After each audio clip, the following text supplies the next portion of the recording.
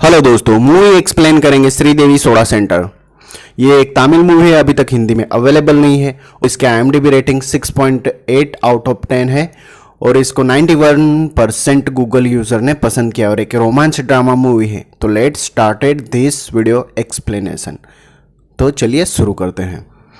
तो कहानी की शुरुआत में हमें दिखाया जाता है एक सेंटर जेल, जहां पर कार रुकती है और वहां से कैदियों को यानी निकाला जाता है। जैसे ही पुलिस स्टेशन में अंदर एंटर होते हैं और वहाँ पर एक हवलदार होता है जो सभी का नाम पूछ रहा होता है। तभी इंट्रोड्यूस करते हैं हमारे हीरो यानी सुधीर बाबू को, जिसका नाम लाइटिंग सूरी बाबू होता है और जो एक मर्डर केस के चक्कर में जेल के अंदर आते हैं। जैसे ही अपने सेल में जाते तो वहाँ पर एक आदमी होता है, वो उससे बात करने की कोशिश करता है। वह पूछता तुम किस जुर्म के में अंदर आए, लेकिन सूरी बाबू यानी हमारे सूरी बाबू कुछ बोलते ही नहीं और वो चुपचाप लेट जाते हैं। तभी हवलदार बताता है कि ये मर्डर केस में अंदर आया है और इसी के साथ में कहानी फ्लैशबैक में जाती है और हमारे चर्च के सामने लाइटिंग सूरी बाबू अपना लाइट का बिजनेस होता है तो वह लाइटिंग लगा रहे होते हैं। और इसी के साथ में जब वो अपने घर पर पहुंचते तो उसके पापा उसे डांटते हैं और बताते हैं कि तुमने मेरे लिए शराब लेकर क्यों नहीं आया। और फिर वो अपने दोस्त दुर्गा को कहता है कि शराब लेकर आए और उसके बाद में सभी यानी उसके फादर, उसका दोस्त और सभी दारू पीने बैठ जाते हैं और वो बातें करते हैं कल के जो होने वाले नाव प्रतियोगिता के बारे में, क्योंकि उन्हें पार्टिसिपेट करना होता है। दूसरी तरफ हमें गांव के लोकल लीडर यानी काशी को दिखाया जाता है, जो वहां पर पूरी तरह गांव में उसी का दबदबा चलता है, क्योंकि वह एक गैंग यानी गुंडा होता है जो सभी उससे डरते हैं, लेकिन कोई भी उसके सामने खड़ा नहीं होता। तभी गांव में इकट्ठे हुए लोगों को दिखाया जाता है जो नाव प्रतियोगिता की तैयारी कर रहे होते हैं और तभी हमें दिखाया जाता है कि सभी अपनी अपनी नाव लेकर वहां से निकल जाते हैं और रेस शुरू हो जाती है। दूसरी तरफ हमारे हीरो को यानी सूरी बाबू को दिखाया जाता है जो सबसे पीछे होता है, क्योंकि उसकी नाव अटक जाती है और वह जल्दी से पानी में नीचे कूद जाता है और अपनी नाव को बाहर निकालता है और इसी के साथ में वह बरोबर लेवल पर आ जाता है। दूसरी तरफ हमें दिखाया जाता है एंडिंग में उनको झंडा सामने गाड़ना होता है, तो सूरी बाबू यानी रेस करते हुए उस झंडे को आगे गाड़ देते हैं और इसी के साथ में वह जीत जाता है।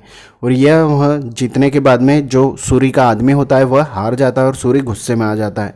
यह देखने के बाद में उसके फादर और उसके दोस्त जब आ रहे होते तो काशी उन्हें वार्निंग देता है कि तुमने मुझसे पंगा लेकर ठीक नहीं किया, लेकिन सूरी बाबू कहता है कि मैं तुझसे नहीं डरता और वह वहाँ से बातें करते हुए चले जाते हैं। उसका फादर उसे समझाता है कि इससे मुंह नहीं लगना चाहिए।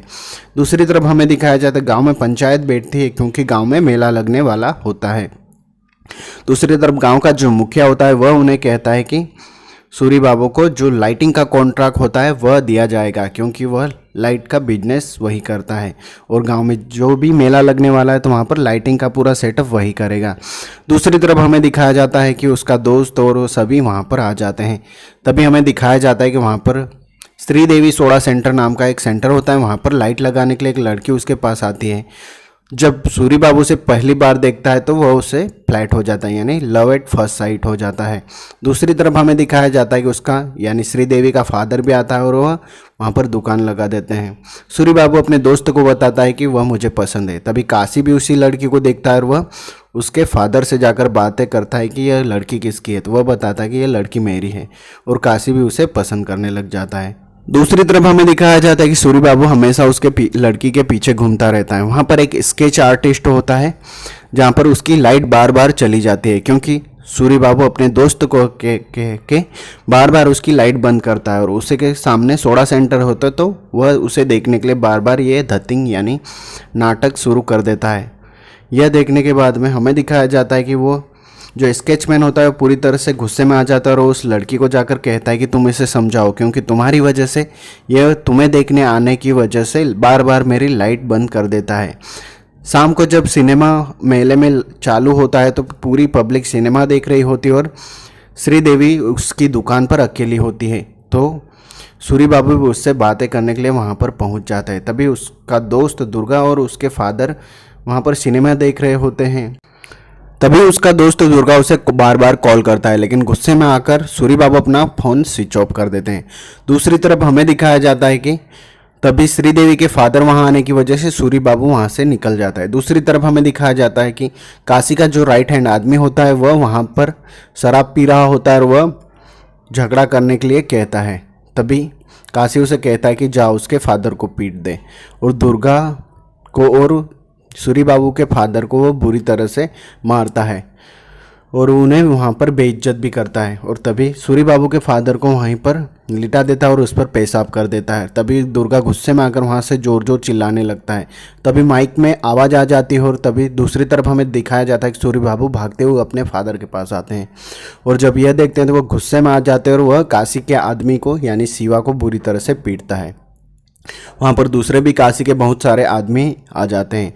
सभी में फाइट शुरू हो जाती। सभी यानी सूरी बाबू सभी उसके आदमियों को बुरी तरह से पीट रहा होता है।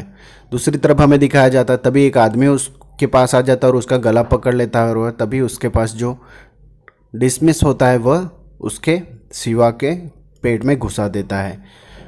तभी हमें दिखाया जाता है कि सूरी बाबू को पुलिस पकड़ कर ले जाती है और वह पुलिस स्टेशन में होता है, और उसके फादर उसका बेल करवाते हैं, यानी हाफ मर्डर का उस पर चार्ज लग जाता है। दूसरी तरफ काशी को दिखाया जाता है जो पुलिस स्टेशन के बाहर खड़ा होता है और वह सूरी बाबू को वार्निंग देता है कि तूने मेरे आदमी पर हाथ उठा के ठीक नहीं किया, और वहाँ से चले जाते हैं। सूरी बाबू देखते हैं कि वहीं पर श्रीदेवी का सोडा सेंटर शॉप होती है, वह पुलिस स्टेशन के सामने ही होती है। दूसरी तरफ हमें दिखाया जाता है कि सब कुछ सॉर्ट आउट करने के लिए यानी कॉम्प्रोमाइज़ करने के लिए हॉस्पिटल पहुंचते और शिवा से माफ़ी मांगता है और वह कहता है कि आई एम सॉरी केस वापस लेने के लिए। तभी श्रीदेवी हॉस्पिटल में मिल जाती है और श्रीदेवी से कहती है कि तुम जहां देखो वहां पर मेरा पीछा करते रहते हैं। तभी सूरी बाबू से बताता है कि मैं तुम्हारे लिए नहीं आया हूँ, और वह मुस्कुराते हुए वहाँ से चली जाती है।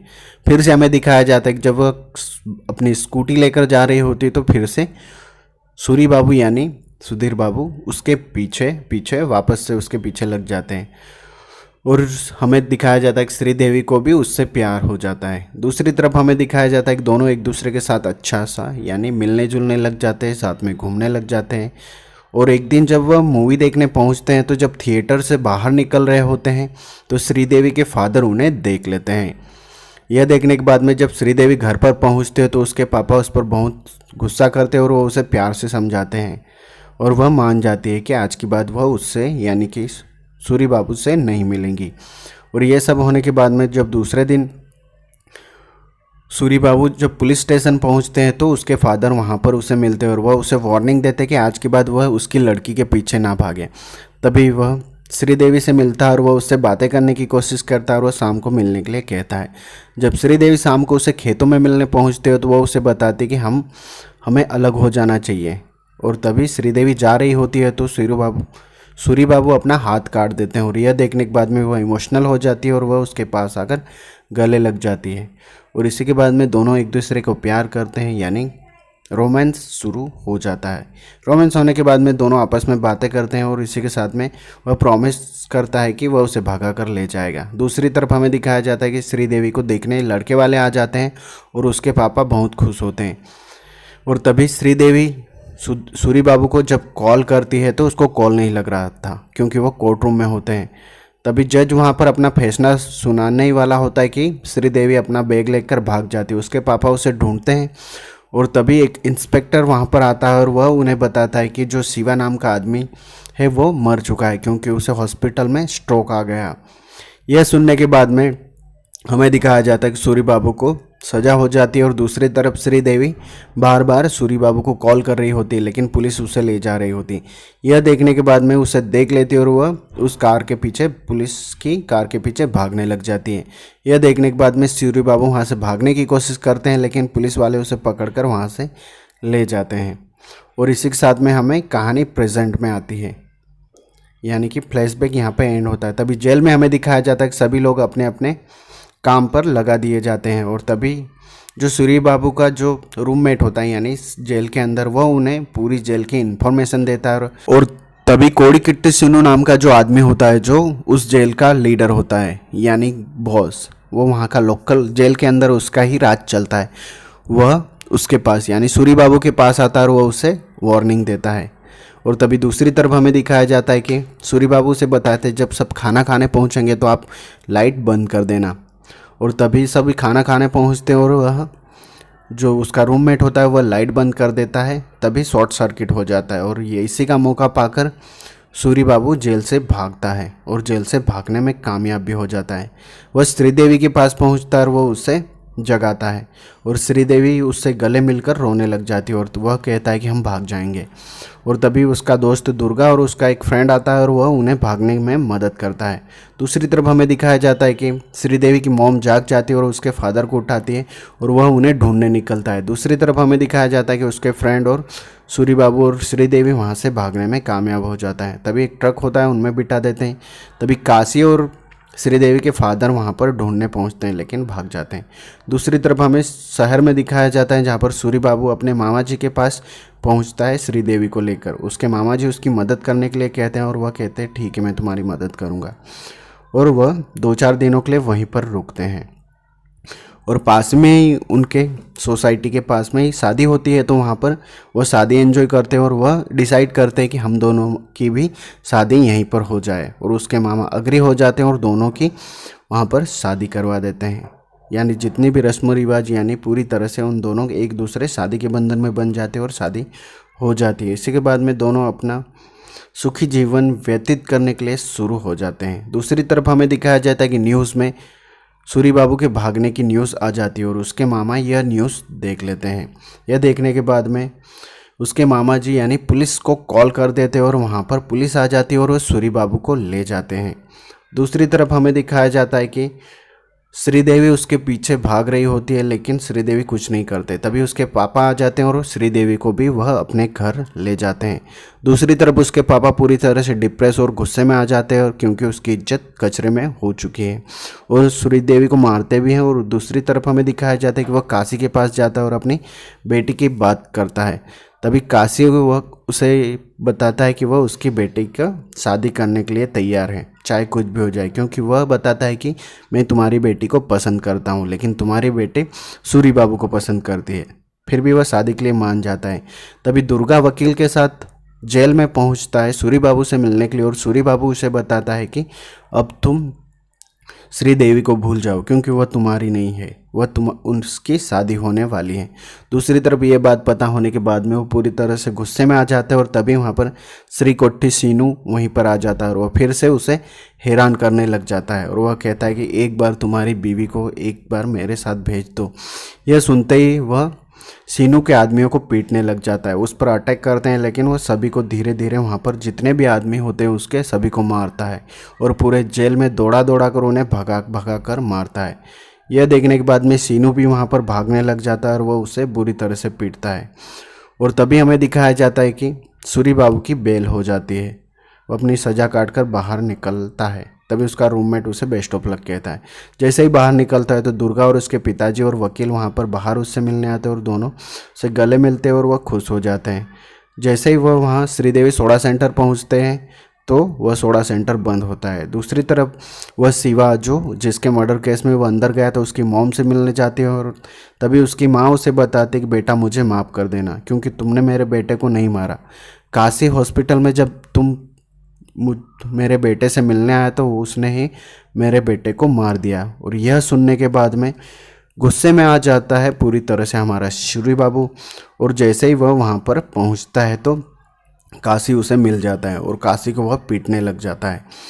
काशी को वह बुरी तरह से मारता है। काशी के बहुत सारे आदमी भी उससे लड़ने के लिए आते हैं लेकिन धीरे धीरे सभी को मारता है और तभी उसका शर्ट लेस हो जाता है तो उसकी 6 पैक बॉडी भी दिखाई जाती है और वह सूरी बाबू वहाँ से भागता है, फिर से उसे पीटने लग जाता है।